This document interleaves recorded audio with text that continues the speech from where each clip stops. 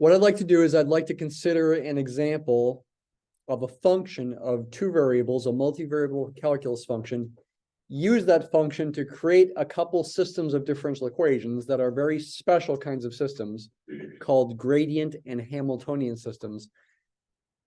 Talk about how to understand those, draw the phase planes, how to think about linearization with the Jacobian matrix, something called the Hartman-Grobman theorem, which is something you should have watched about, and related to nullclines and everything else that we've learned. Also try to relate it to linear algebra content that you're learning at the same time.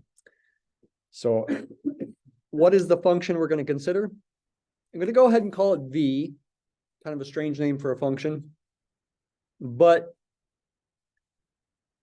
it is a common letter to use for potential functions from physics. So that's why I'm going to use it. This is going to be a potential function. Does that mean it might be a function and it might not be a function? No, it means it's related to potential energy.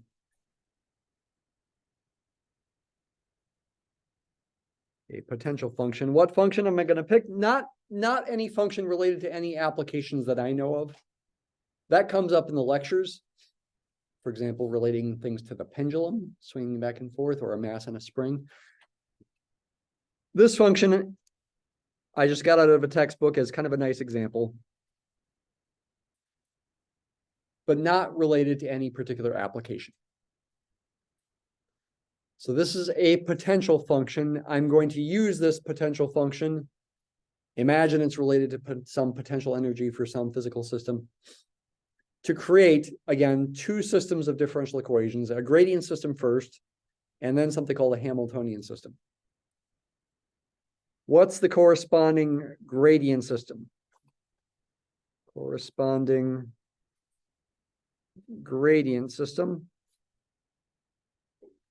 In vector form, you'd write it like this. dy dt, where y is a vector, a two-dimensional vector. Well, it's going to be given by some vector field, f of y, vector f of vector y. But that vector field is found in a special way using this potential function v as the gradient of v.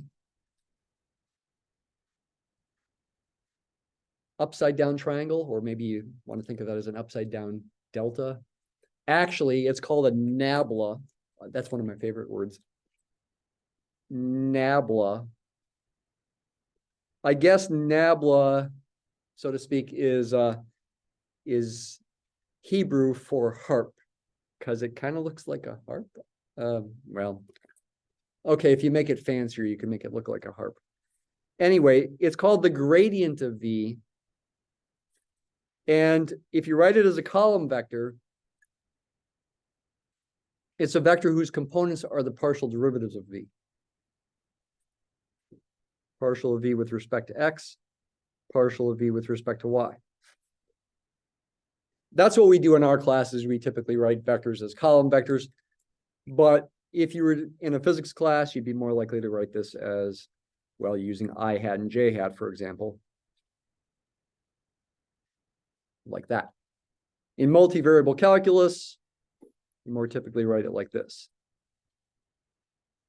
Vectors, you know, seemingly have infinitely many different notations for them. Well, that's a lie. It's, I don't know, 7 or 8 different notations for them. There's what's used in multivariable calculus. Could use parentheses, but that gets confused with points. There's what you use in physics, because you like thinking about standard unit vectors, I hat and j hat.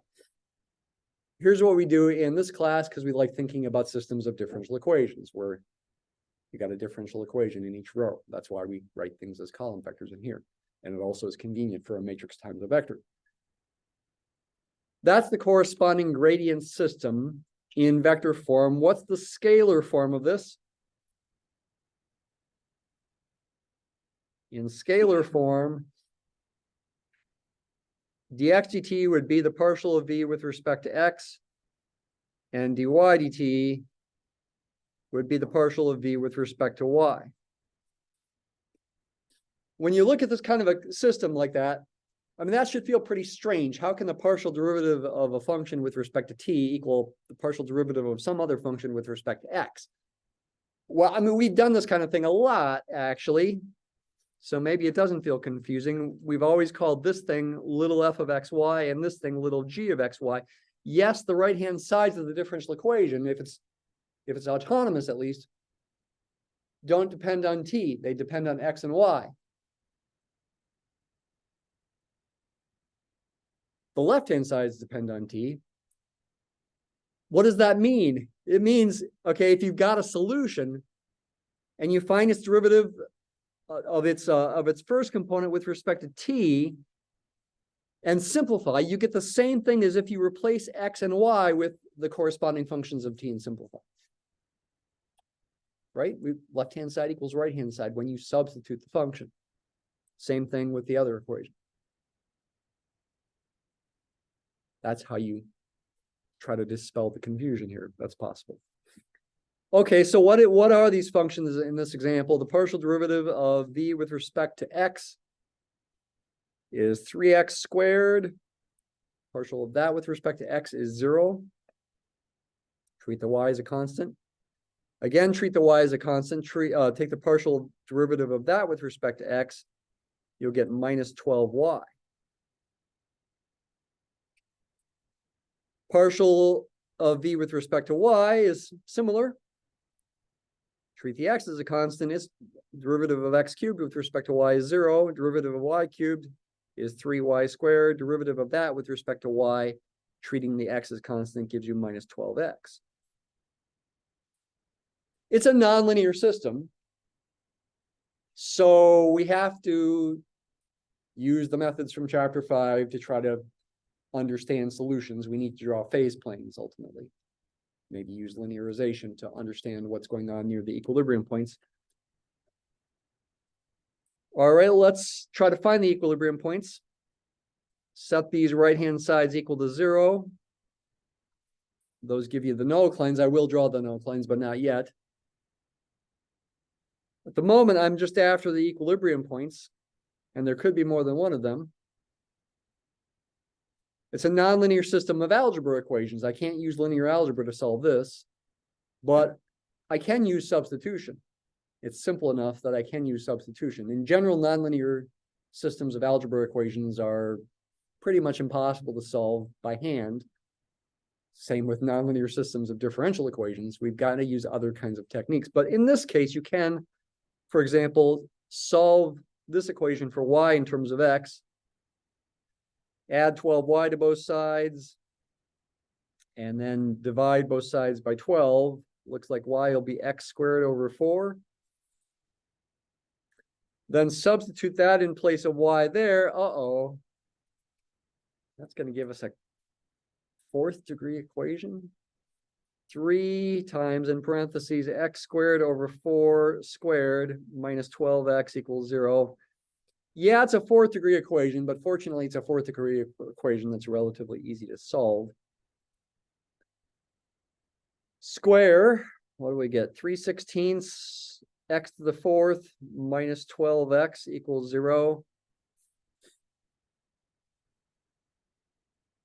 You can, well, multiply both sides by 16 if you like. Algebraically speaking, that's equivalent to 3x to the 4th. What's 16 times 12? 192, is that right? Actually, you can divide both sides by 3 as well. 192 divided by 3 is 64. And you can factor out an x.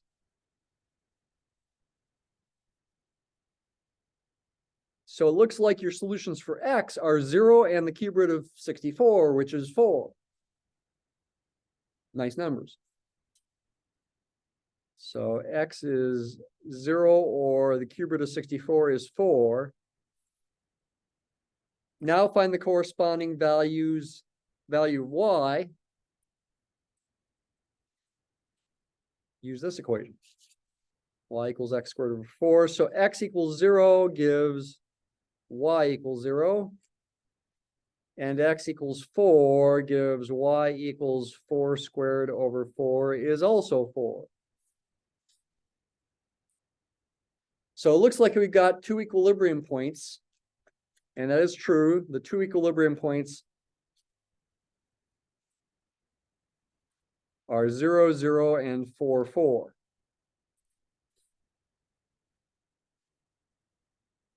Let's now go ahead and draw the nullclines and those equilibrium points. Try to think about these things in the usual way, maybe do some linearization to help us understand what the phase portrait looks like, and maybe do something else even. Yes, we will do something else, though it'll require some technology. So come back to the right-hand sides here. The x nullcline is a parabola. Y equals x squared over 4. In fact, the y nullcline is also a parabola, but it would be a sideways parabola. X equals y squared over 4. That'll be the y nullcline. And if you graph that, it'll be sideways. Think of x as a function of y instead of y as a function of x. So let's go ahead and start drawing these things. Make my phase plane. X nullcline in red, say. That was what I wrote it, the equation up by hand. Like this. That's y equals x squared over 4. That's the x nullcline. Got to cross that with vertical tangents.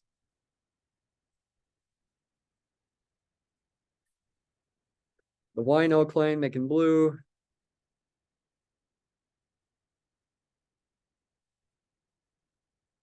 Sideways parabola, that's x equals y squared over 4. That's the y nullcline. Cross that with horizontal tangents.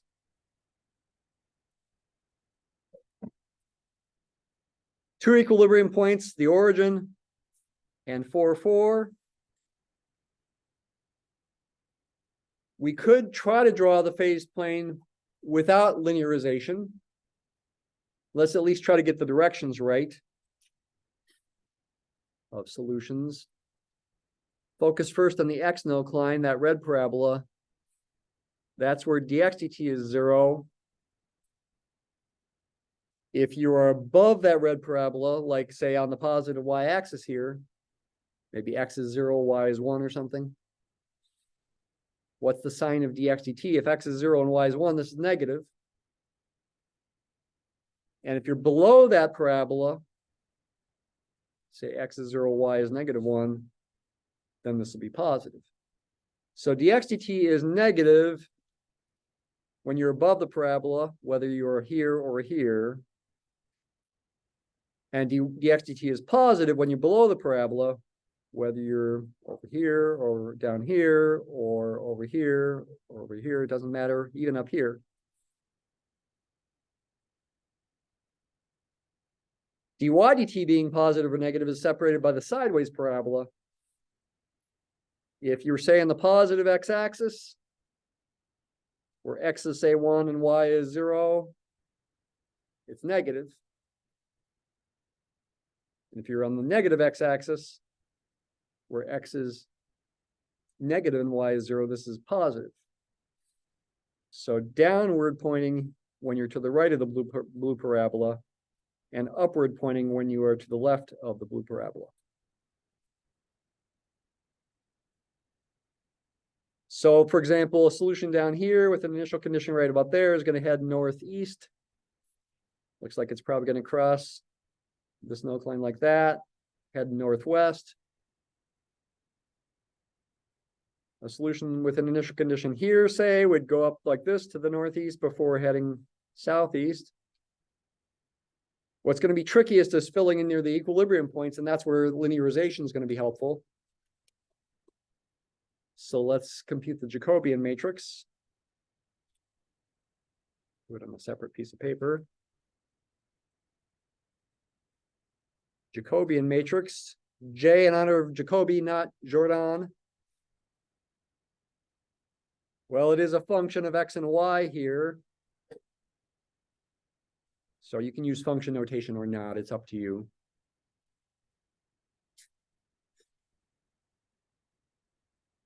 It's the 2 by 2 matrix whose first row is the partial of f with respect to x, then the partial of f with respect to y. And whose second row is the partial of g with respect to x, and the partial of g with respect to y. Hey, you know what? Something interesting here. Remember how f and g were found in this example? They themselves were partial derivatives of v. This is something new. Evidently, I can relate this to v as well. How? F is the partial of v with respect to x. So the partial of f with respect to x would be the second order partial of v with respect to x twice, right?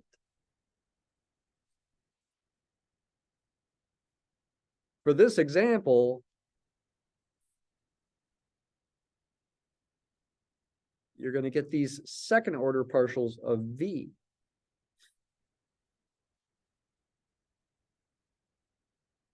Maybe a few of you have not taken multivariable calculus. I'm not sure what the sequence is for everybody. This is notation for second order partial derivatives, Leibniz form.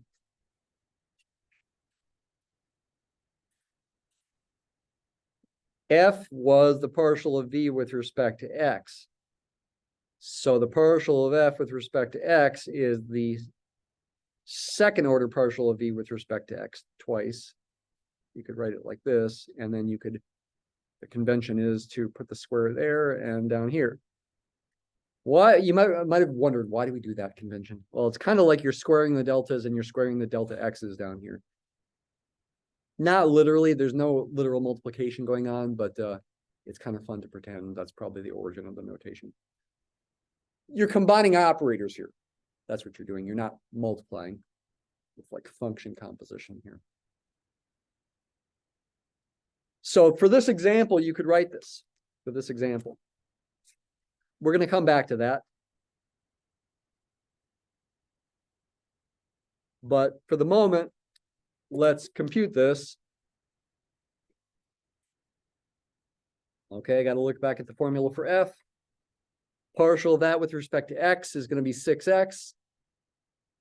Right? Partial with respect to y is going to be negative 12. 6x, 12. You've done this before. Now go to the g. Partial with respect to x is negative 12. Partial with respect to y is 6y. Oh, I forgot a negative sign here. So that's the Jacobian matrix. What do you do with it? You plug equilibrium points into it, right? Don't plug any old point. The point is to plug equilibrium points into it. 0, 0, and 4, 4. Plugging in 0, 0 gives you 0, negative 12, negative 12, 0. Trace is 0. Determinant is 0 minus 144, negative 144. In the trace determinant plane, that's down here. For the linearized system, the origin is going to be a saddle point. Does that mean the origin is a saddle point for the nonlinear system? It is. By the Hartman-Grobman theorem is the official reason. It's in the lectures. Question? Okay. Hartman-Grobman theorem is a higher dimensional version of linearization theorem back in chapter 1. Remember linearization back in chapter 1? When we had phase lines and we had equilibrium points on the phase lines, we drew the graph of f of y. If the slope of f of y was positive at an equilibrium point, where the graph of f of y crossed the horizontal axis, that means on the phase line, that point was a source. Arrow is pointed away. And if the slope of f of y was negative, if the derivative was negative at an equilibrium point, then on the phase line, the equilibrium point was a sink.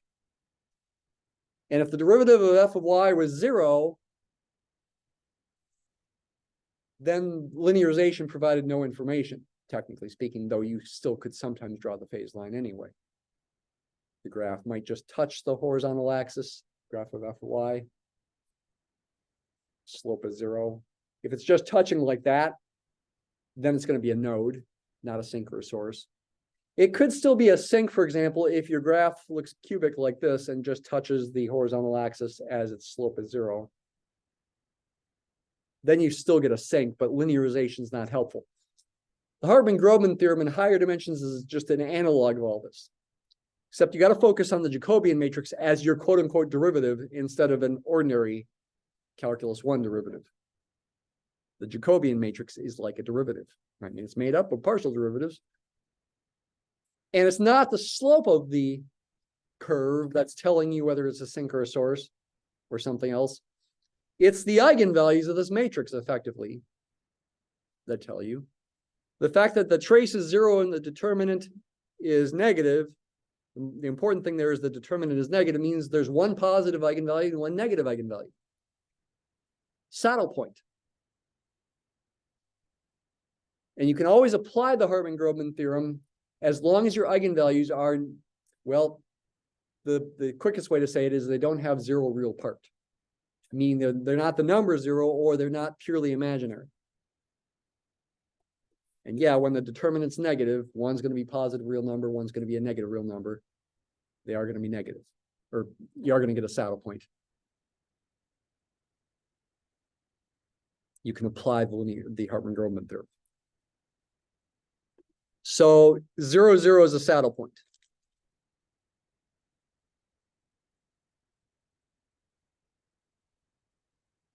Okay, and again, you know, drawing the phase plane just using nullclines, if you're careful, would be enough to still see that the origin is a saddle point. We'll come back to this picture. So you don't really need linearization so much in 2 dimensions, though it's still nice. Linearization really pays dividends in higher dimensions when you can't imagine things so easily, or at least you can't draw them so easily for a 3-dimensional system, say. That's where linearization really pays dividends. But try to keep ourselves mostly to simpler examples because it's just too hard right now. Should also plug in the other equilibrium point, 4, 4. 24, negative 12, negative 12, 24. Trace is 48. Determinant is what? 24 times 24. Minus 12 times 12. Determinant's 432, it turns out. In the trace determinant plane, that's up in the first quadrant somewhere, high, pretty high up there. Most likely above the repeated root parabola. I mean, you can double check that. The repeated root parabola is d equals t squared over 4. Yeah, if you square that value of t, 48 squared, and divide by 4,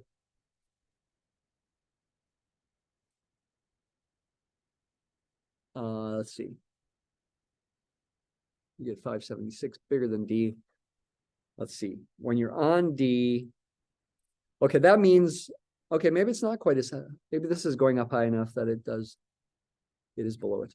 Because what this is saying is when T is 48, you're going to be on the repeated root parabola when D is 576. Our D for our matrix is less than that, so this is actually below the repeated root parabola. I spoke too fast. T is big enough that 432 for D is still giving us a point below that repeated root parabola. So this is the region where the origin is a real source for the linearized system, which means for the nonlinear system, by the Hartman-Grobman theorem, 4, 4 is going to be a real source. You're going to have 2 real eigenvalues that are both positive.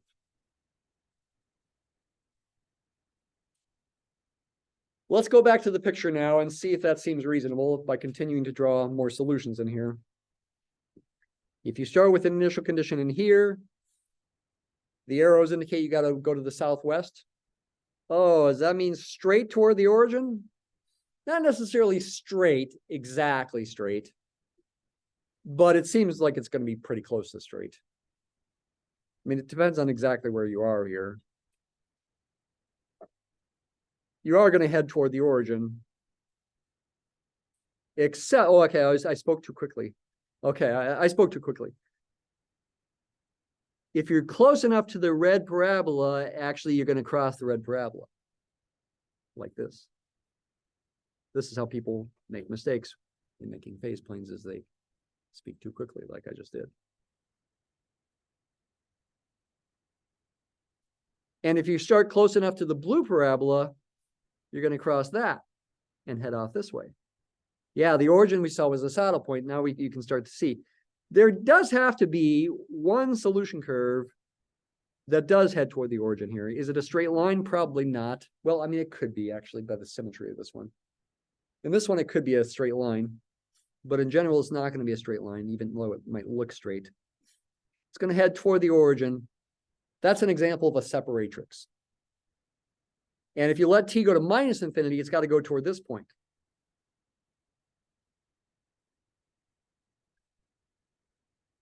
It's called a separatrix because it separates the plane into different regions where the behavior of solutions is different.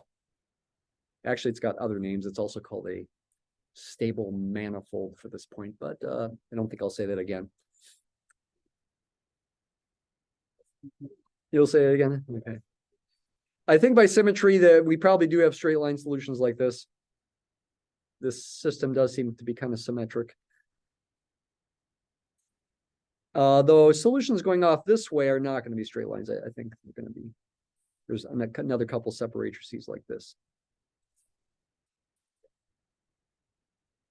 And this was supposed to be a real source here. You're heading away from it here. You're heading away from it up here. Yeah, I mean, something like this. To know more certainly what these solutions look like, we probably need technology, but something like this is what's going on here. I'm drawing those somewhat straight, but they're probably not straight. And you see this does seem to be a source, a real source. Okay. So far, the fact that we call this a gradient system made from a gradient vector seems kind of irrelevant. So why do we care about the fact that this system was made from a function by taking the gradient of that function? It's because that can also help you draw a more accurate phase plane, though we're going to rely on technology to do it anyway. We can understand the phase plane a little bit better. So what we can do is, well, first of all, we can enter this function into Mathematica. X cubed plus y cubed minus 12 x times y. Make sure you put a star in there for times. Don't put x and y just next to each other, because then it treats it like a new variable xy. You can put a space, that's okay, but I always by default put a star for times. You know a little bit of multivariable calculus. When you've got a function like this, you can make a three-dimensional plot of it.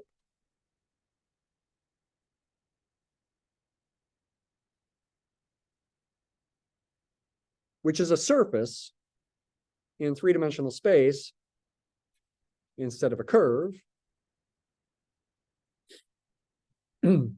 For any point in the xy plane, which is a horizontal plane in this picture, you find the corresponding point on the surface by computing the z-coordinate. Plug that point, for example, the point 4, 4, into that function, get an output. When x and y are both 4 and 4, z, the z-coordinate's negative 64. That turns out to be a point over here somewhere. And it is below the origin here. Let's restrict the plot range in the vertical direction here. Something a bit smaller. Oh, negative 100 to 100, say. Yeah, a point right around here. X is 4, that's this direction here to the right. Y is 4, that's kind of going into the screen. And Z is negative 64, that's below Z equals 0. Right around there is the point with coordinates 4, 4, negative 64. And in fact, I do think it's going to be a minimum for this function, a low point. The equilibrium point for the system of differential equations is a minimum for this function. That's not an accident. The other equilibrium point at the origin happens to be what's called a saddle point for this function. Not a saddle point as we've talked about in this class, but a saddle point in way, well, this kind of looks like a saddle. Right? You could sit on that near the origin. It's a saddle point for the multivariable calculus function when you visualize it like this. Another common thing people do in multivariable calculus is they slice such a surface with horizontal planes, getting a bunch of different curves. They're called level curves. And if you do contour plot of this function, you see those level curves, and we can add more of them.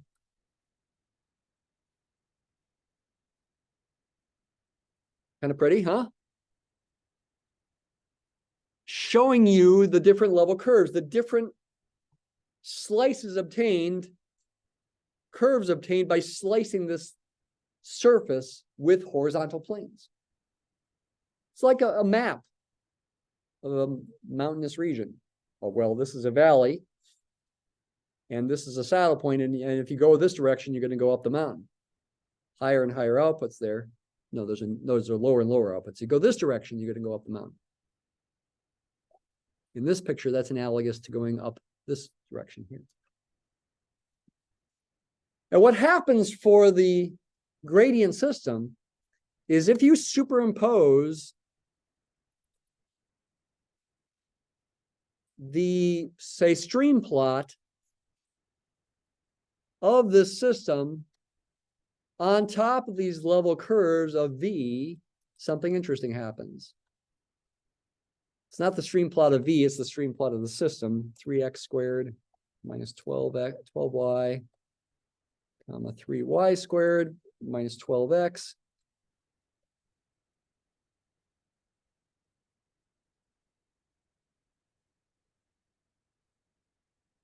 What will we see?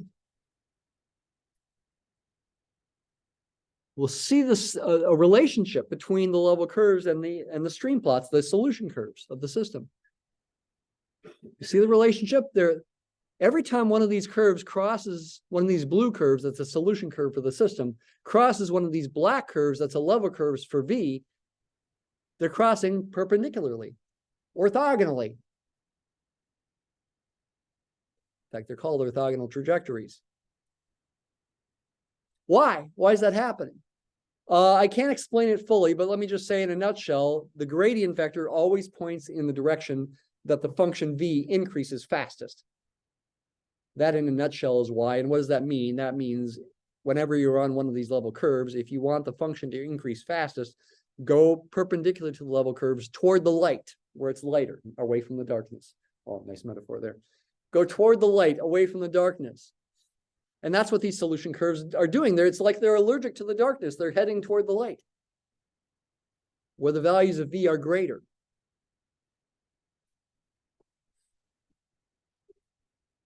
The solutions, the velocity vectors, are the gradient vectors, pointing from dark to light, perpendicular to those level curves, pointing in the direction that this function is increasing fastest. And so what this all means is if you've got these level curves, that's a way to draw a more accurate phase portrait, even by hand. If I gave you a printout of the level curves, you could draw the phase portrait more accurately. Again, this has more significance in higher dimensions. It's just easier to understand in a two-dimensional situation. Coming back to the matrix, to the Jacobian matrix, which can also be related to second-order partial derivatives of V. You could think about this matrix purely in terms of V if you want, and ignore F and G. It's got a name as well. And it's not called Jacobian, it's called Hessian. Hessian matrix of V is the Jacobian matrix of the vector field. They're the same matrix. And in multivariable calculus, another thing you can prove is that these second order mixed partial derivatives, under some reasonable assumptions, are always equal. Hey, that happened. Yeah, -12 equals -12. Yeah, that happened here. Is that an accident? No, it's not an accident. For nice functions V, that's going to happen. These are going to be equal. It's a theorem in multivariable calculus. And that means this matrix is symmetric. Relationships, which means it's orthogonally diagonalizable. Is that helpful here? Maybe not so helpful here, but it's still something you can say. It's got real eigenvalues. You're not going to get complex eigenvalues with the symmetric matrix.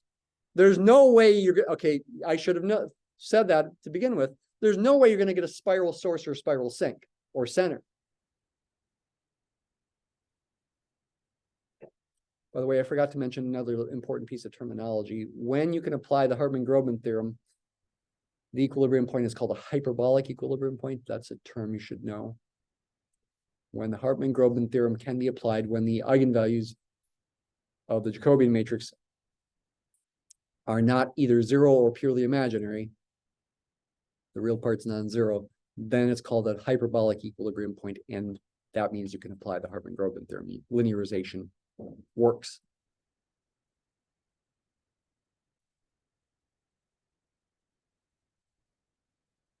There's something else we should do here. I mentioned two systems, gradient and Hamiltonian. I can use V to make another system. And in that case, I'm not going to call V a potential function. I'm going to call it a Hamiltonian function. So many names. And maybe I should even use a different letter for it. So it's going to be the exact same function, but I'm going to call it H instead of V now. H in honor of Hamilton. It's going to be the exact same function, though. X cubed plus y cubed minus 12xy. But the corresponding Hamiltonian system is different than the corresponding gradient system. Corresponding Hamiltonian system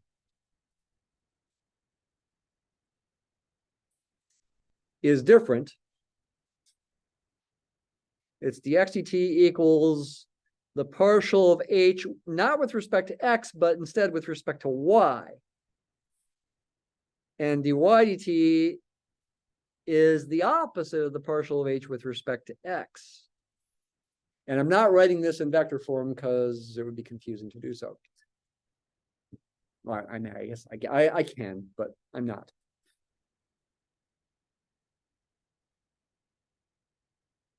So looking back, well, okay, let's go ahead and take these partial derivatives. The partial of h with respect to y is the same partial we got before, 3y squared minus 12x. That was the right-hand side of the dy dt equation for the gradient system.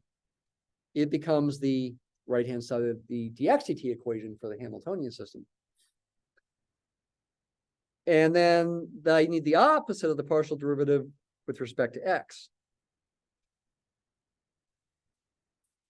which you can simplify like this.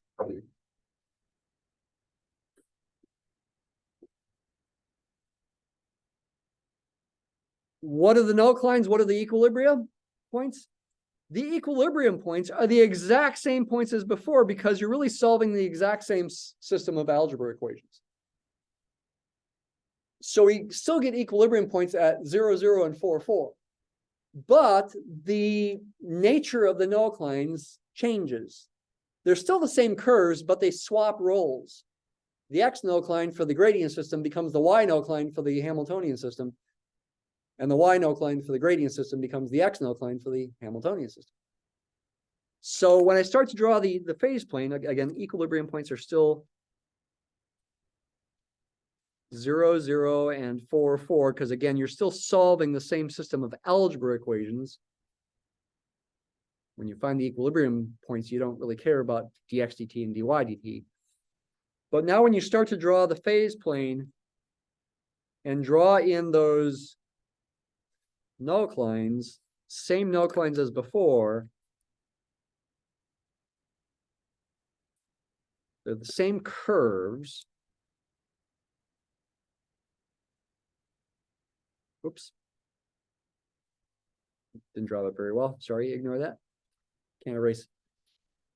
But the red one was the X nullcline before. Now it's the Y nullcline.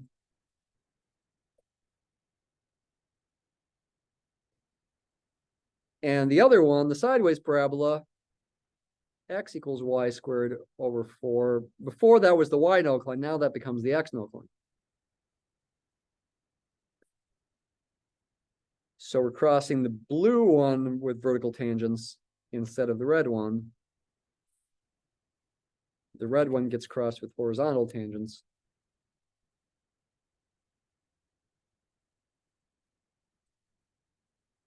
Still the same equilibrium points. And once again, we can think about signs of derivatives and try to draw the phase plane as much as we could by hand. And we could think about linearization. For sake of time, I'm not going to do that by hand.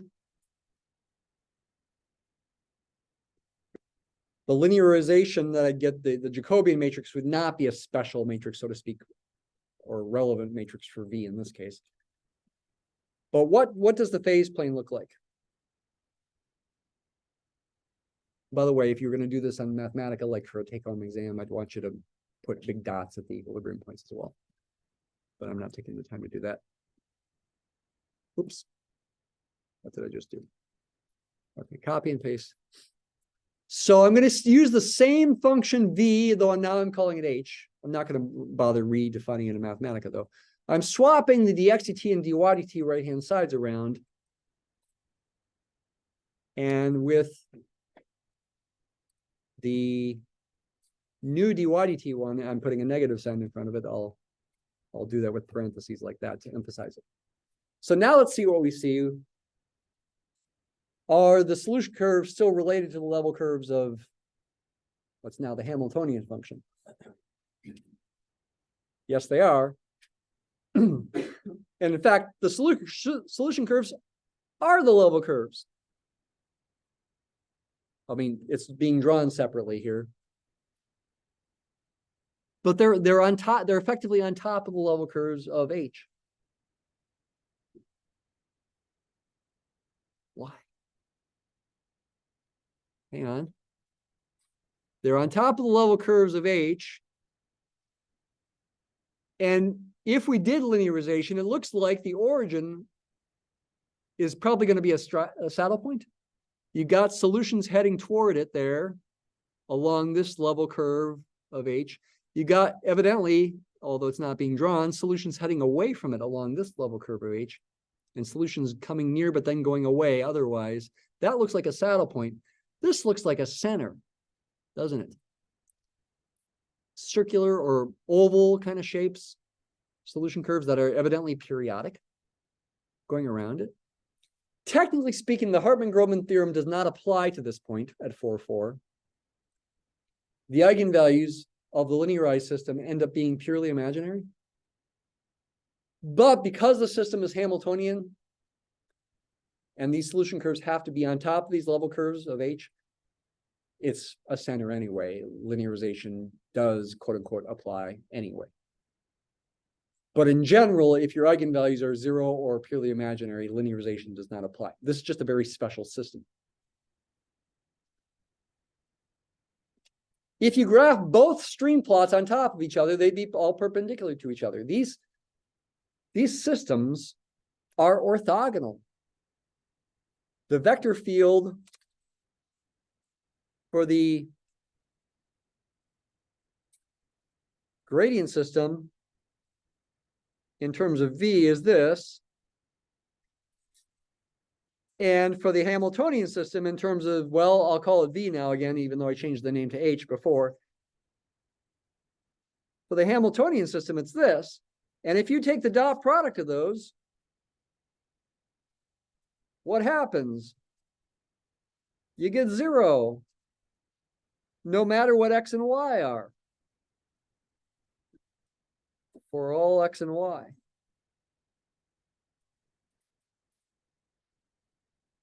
The dot product of the vector fields at any point in the plane is 0. They're always perpendicular to each other, or if you're at an equilibrium point, they're both 0.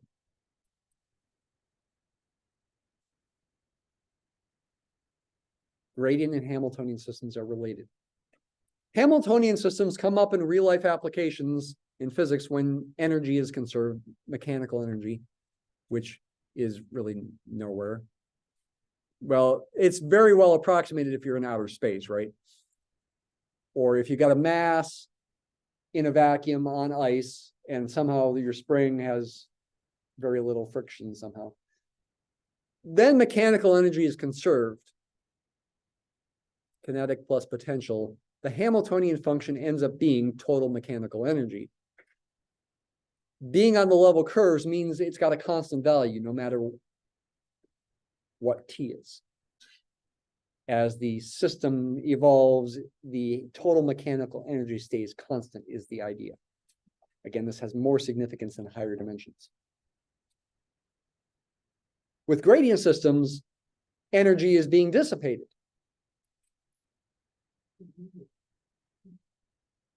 Or wait a minute, is it increasing because V is increasing? Well, that means the potential energy is really negative V instead of V itself. You don't have to worry about details.